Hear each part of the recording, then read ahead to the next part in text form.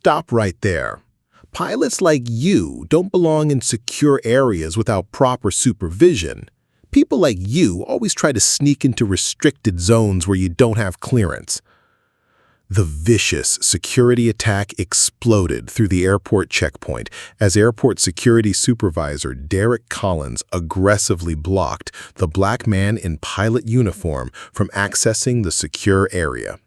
He waved his security badge with airport authority superiority, completely unaware he was harassing Marcus Flight, the Aviation Safety Director, whose $47.3 billion federal authority controlled every airport security protocol and could terminate his entire career with a single federal directive. Let me take you back to that busy Monday morning at Dallas-Fort Worth International Airport, where assumptions about authority would cost someone everything they'd worked to build. Captain Marcus Flight had dedicated his entire adult life to aviation safety. At 42, he was not only a commercial airline pilot with 15,000 flight hours, but also served as the Federal Aviation Administration's Aviation Safety Director, a position that gave him oversight authority over every commercial airport, airline, and aviation security protocol in the United States. His $47.3 billion budget controlled aircraft certification, pilot training standards, airport security protocols, and aviation safety enforcement nationwide. Every commercial flight that took off in America operated under regulations that Marcus had either written, reviewed, or approved. But more than his federal authority, Marcus was passionate about the daily work of flying. Despite his executive responsibilities, he maintained his commercial pilot certification and flew passenger routes twice a month to stay connected to the operational realities of aviation. Today's schedule called for him to pilot American Airlines Flight 847 from Dallas to Seattle, a routine domestic flight that would keep his piloting skills sharp while allowing him to observe airport operations firsthand. These working flights were invaluable for his federal oversight role, giving him direct insight into how security protocols functioned in practice. Marcus arrived at DFW Airport at 5:30 a.m. for the 8 a.m. departure, dressed in his standard American Airlines captain uniform with all proper identification and credentials. He made this same walk through employee security checkpoints hundreds of times over his 20-year aviation career. What happened next would expose systematic problems in airport security that Marcus had been working to address through federal policy reforms. DFW International Airport's employee security checkpoint was designed to process airline personnel efficiently while maintaining rigorous safety standards. Marcus approached Checkpoint C with his crew identification, airport access badge, and federal credentials clearly visible.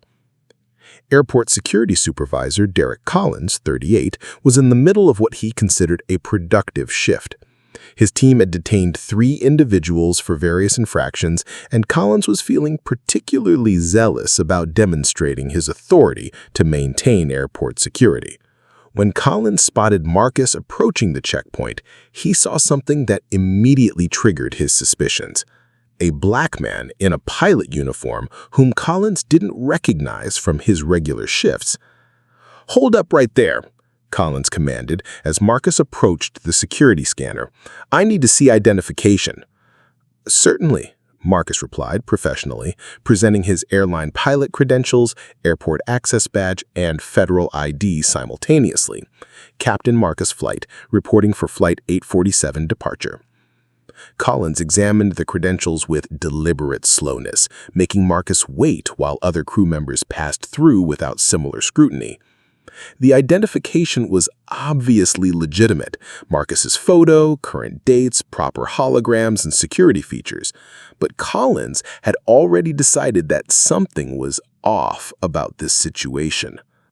What Collins did next violated every principle of professional security screening and demonstrated exactly the kind of discriminatory treatment that Marcus's federal oversight was designed to prevent. "These credentials look suspicious," Collins announced loudly, holding up Marcus's legitimate pilot identification. "Sir, those are standard American Airlines captain credentials. You can verify them through your system if you have any concerns." "I'll decide what needs verification. Step aside while I run additional checks." Collins directed Marcus to a secondary screening area, while other pilots, all white, continued through the checkpoint without question. He made a show of examining Marcus's credentials under magnifying equipment, running them through multiple scanners, and calling supervisors to verify documentation that was obviously authentic. "Sir, I have a flight to prepare for. My credentials are legitimate, and I need to complete my pre-flight duties." Collins' response revealed everything. Real pilots don't get impatient with security procedures. People like you should be grateful we let you work in aviation at all. Collins's treatment of Marcus was witnessed by dozens of airline employees passing through the checkpoint. Flight attendants, pilots, ground crew, and maintenance workers all observed a uniformed captain being subjected to discriminatory treatment that none of them had ever experienced. "I'm calling for additional verification of your employment status," Collins announced, picking up his radio. "We have an individual claiming to be a pilot who doesn't meet our normal profile criteria." The radio call was heard throughout the security area, broadcasting Collins's suspicions about Marcus's legitimacy to the entire airport operations staff. It was a professional humiliation designed to undermine Marcus's authority and question his right to be in the airport.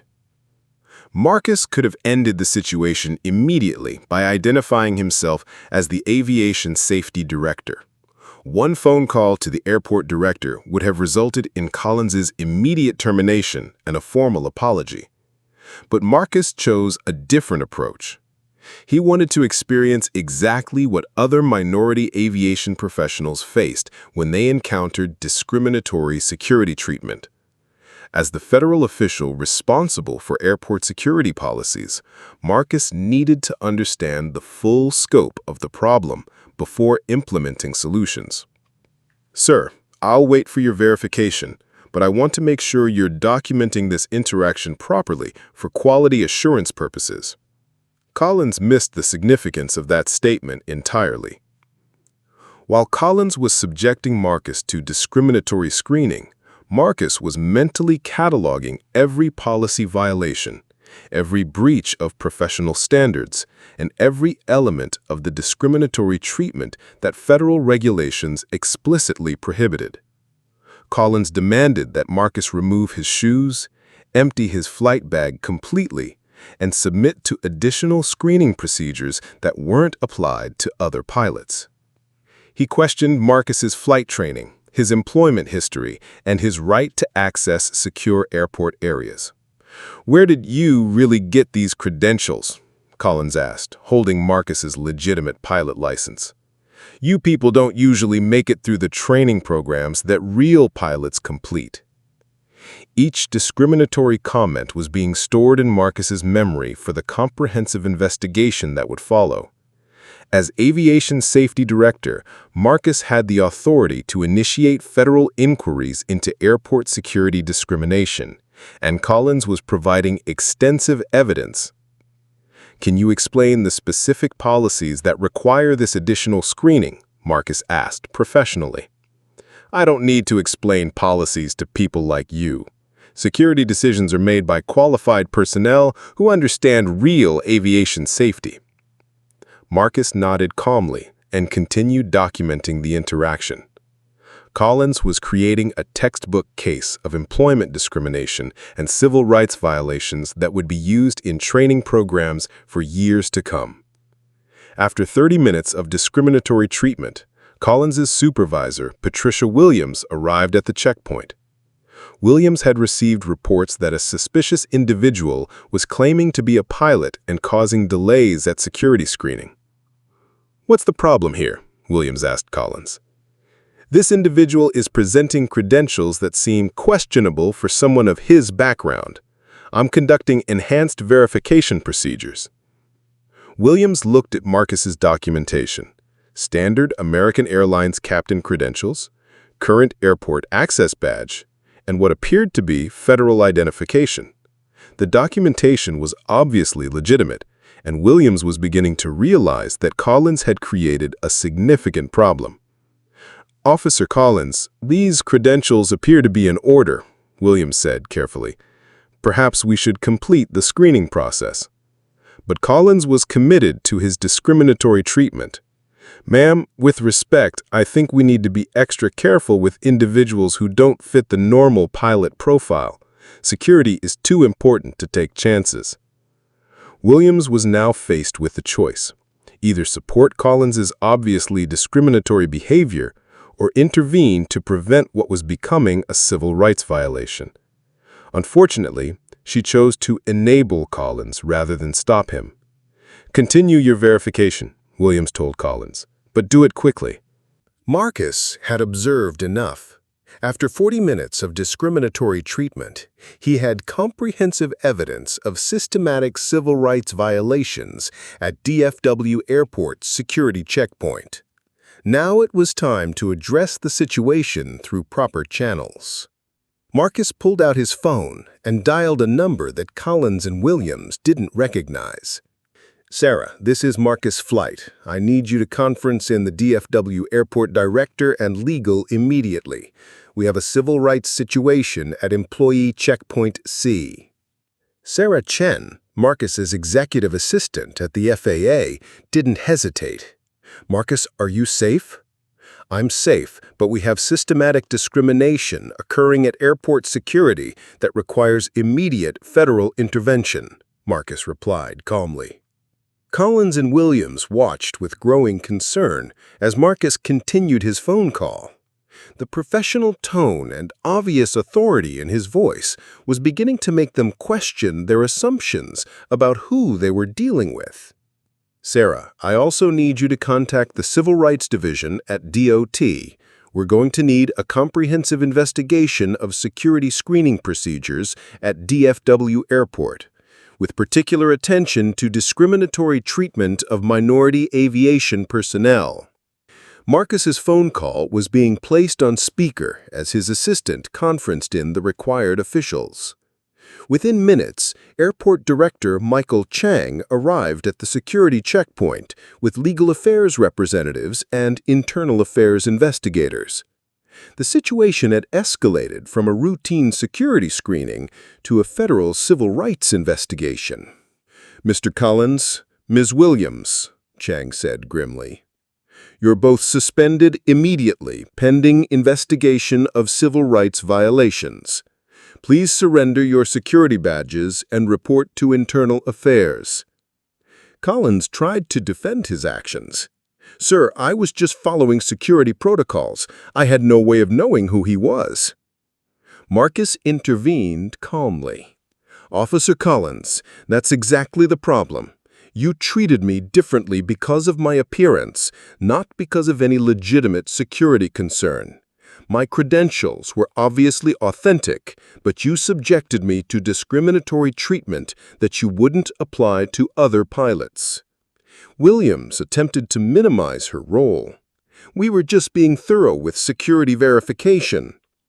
"Ms. Williams," replied Chang, "selective enforcement of security procedures based on an individual's race constitutes discrimination. Both of you are terminated immediately." The Department of Transportation's Office of Inspector General opened a formal investigation into discriminatory practices at DFW Airport within 24 hours of Marcus's experience. Special Agent Lisa Park was assigned to lead the inquiry, which would examine whether the Collins incident was part of a broader pattern of discrimination. Agent Park's investigation revealed disturbing, systemic issues at DFW Airport security. Analysis of screening data over the previous 2 years showed that minority aviation personnel were subjected to additional screening procedures at significantly higher rates than their white colleagues.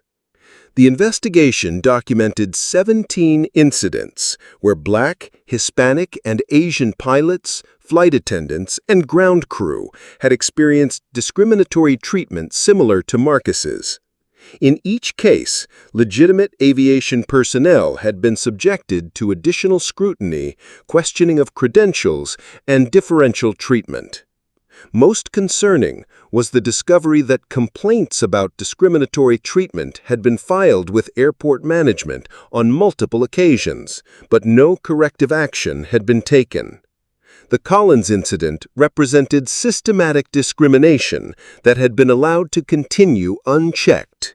Marcus's experience at DFW Airport sent shockwaves through the aviation industry. As Aviation Safety Director, his testimony about discriminatory treatment carried significant weight with airlines, airports, and aviation professionals nationwide.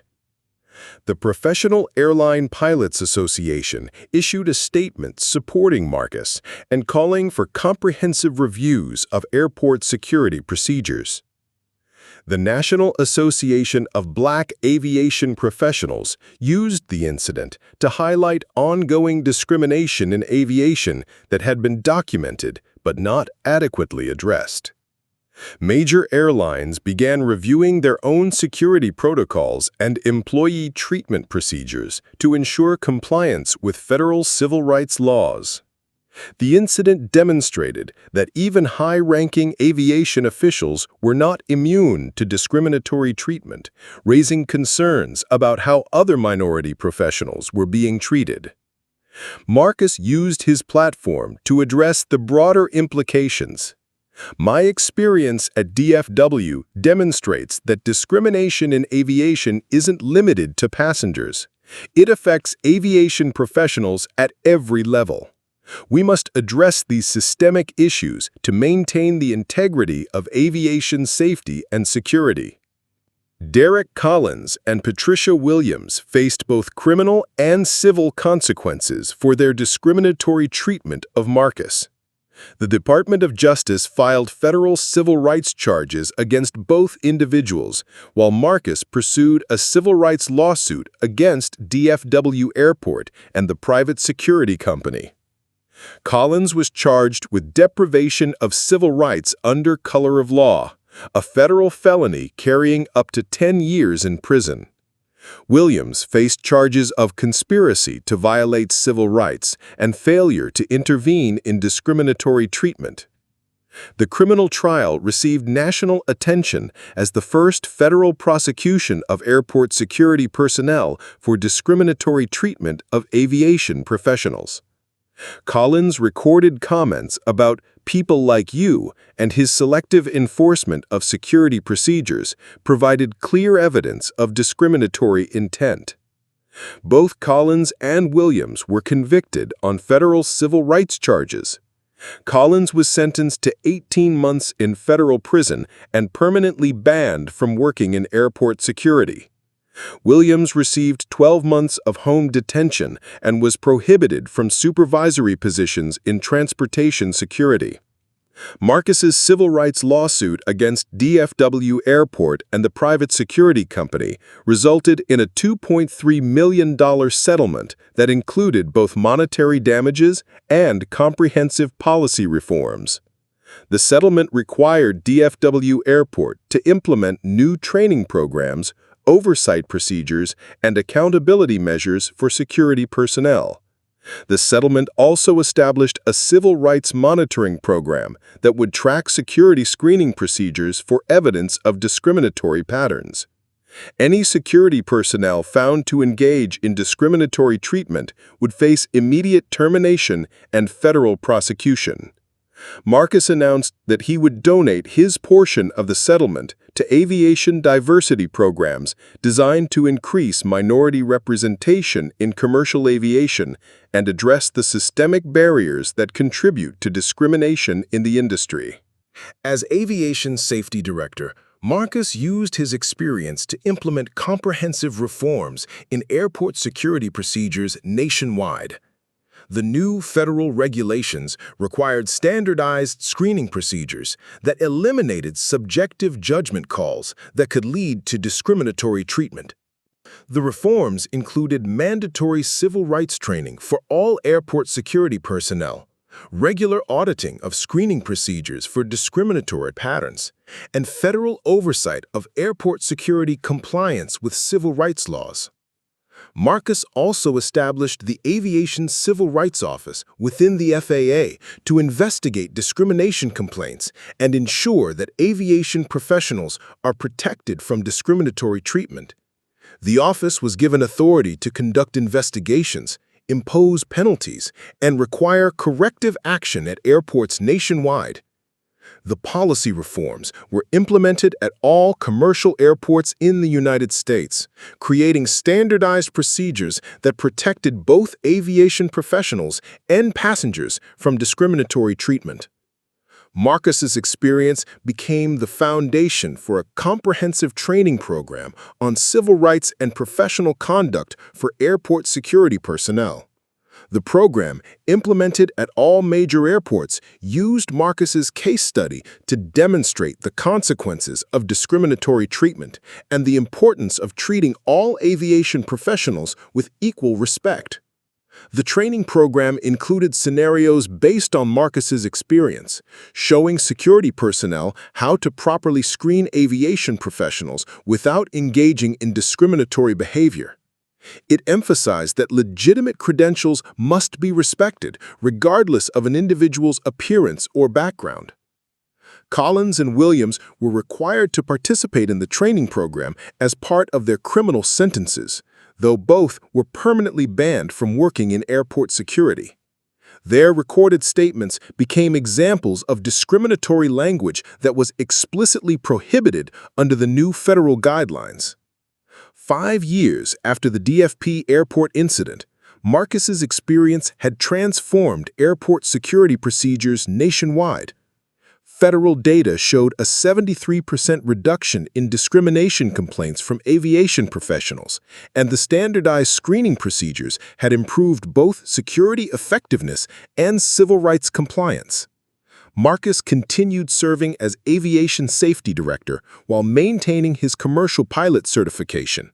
He regularly flew passenger routes to monitor the implementation of his reforms and ensure that the discriminatory treatment he experienced was not being repeated.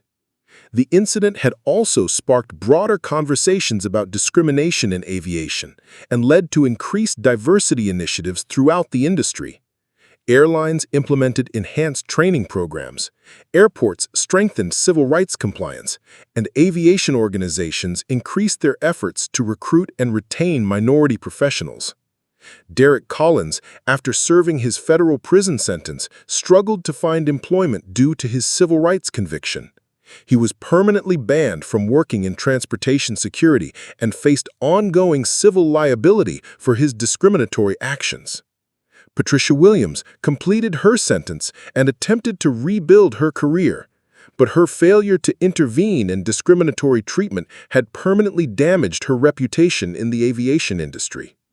Marcus Flight's experience at DFP Airport demonstrated that discrimination in aviation could affect anyone, even the federal official responsible for aviation safety oversight.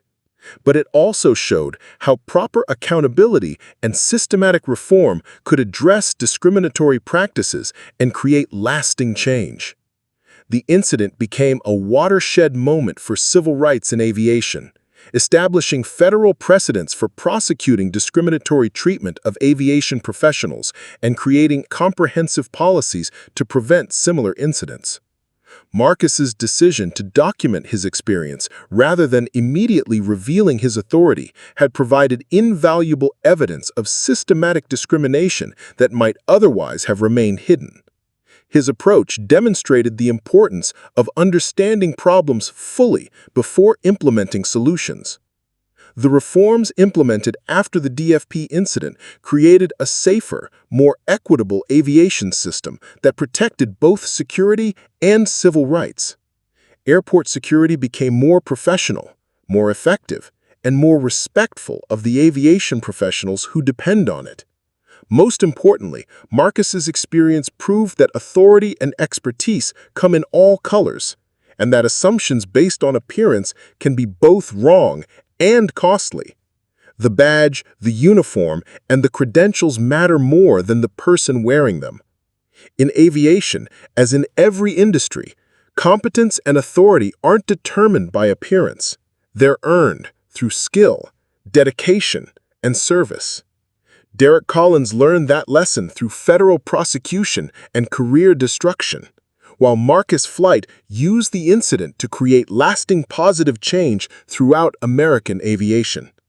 The skies became safer and more equitable because one pilot chose to document discrimination rather than simply end it, creating evidence that transformed an entire industry's approach to civil rights and professional respect. Because sometimes the most important flight you take is the one that grounds discrimination forever.